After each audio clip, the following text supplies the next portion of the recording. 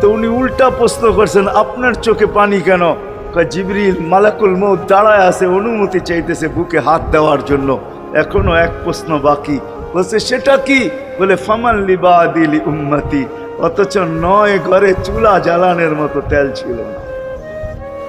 খাওয়া তো দূরের কথা, বাতি জ্বালানোর তেল ছিল না। আম্মা জান আয়েশা রাদিয়াল্লাহু তাআলা আনহা বলেন, যদি তেল থাকতো তো খিদার তাড়না এতটুক ছিল, আগে তেল পান করে নিতাম। হাদিস উঠায় দেখেন, লেখা আছে 9 ঘর ছিল, 9 ঘর।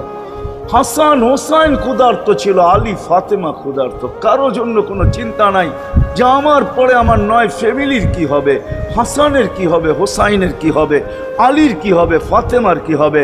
যেই সময় চাইতেছেন ওই সময় বলতেছে, জিবরিল আমার পরে উম্মতকে কে দেখা রাখবে?